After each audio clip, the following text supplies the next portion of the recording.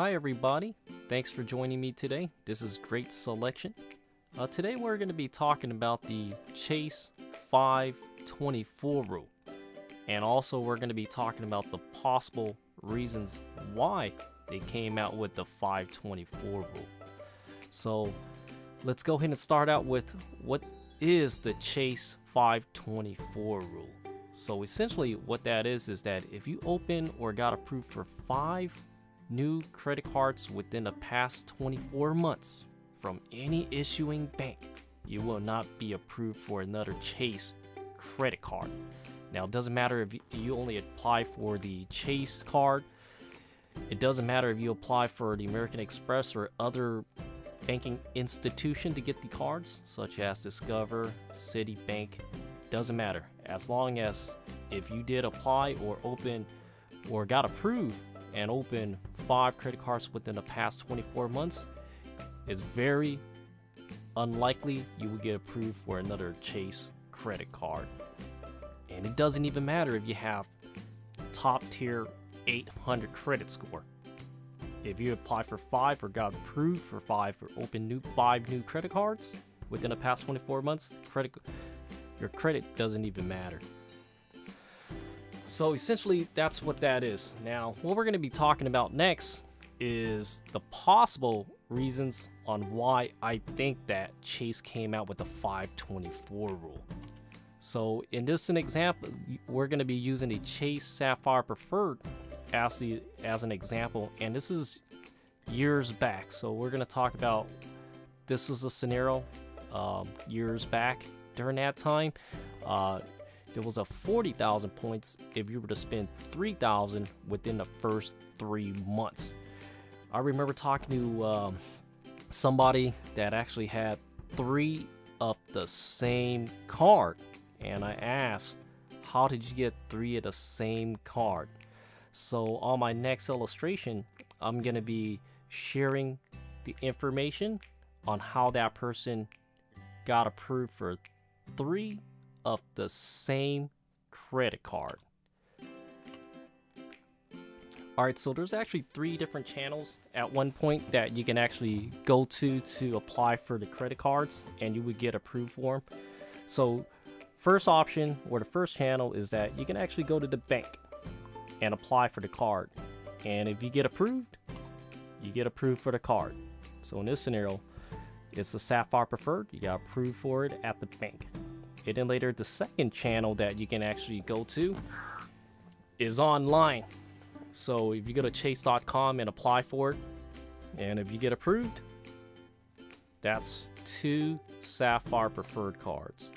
Now the third channel, it's rare. It happened a long time ago, where if you were to go to like the fairs, it could be at the fairs or other locations where they would have a booth and they would have outside sales would solicitate the Chase credit card products. And if you go through that channel and if you get approved, you could have received 3 of the same credit card.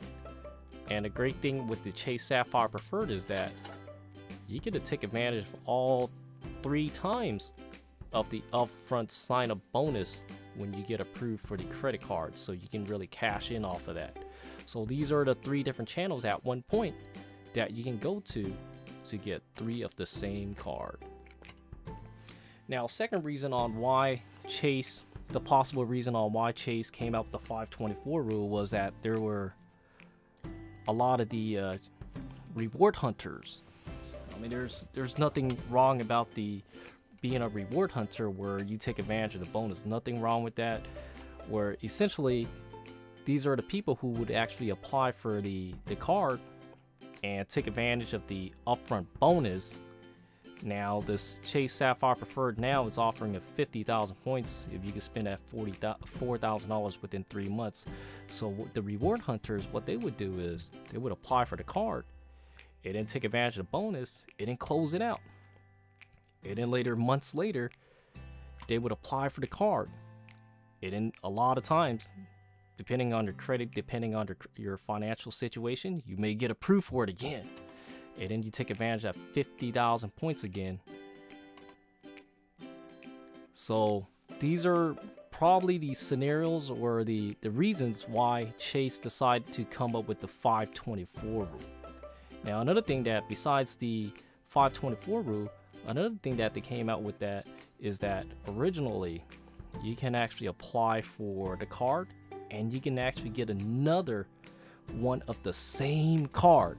Say for example, if you apply for the Chase Sapphire Reserve and you got approved months ago, and then later on you go online and you apply for another Chase Sapphire Reserve card, originally you can actually get another one. Now you won't be able to get the same card. So if you already have the same that particular same credit card, you apply for another of the same credit card, you more than likely you're going to get declined.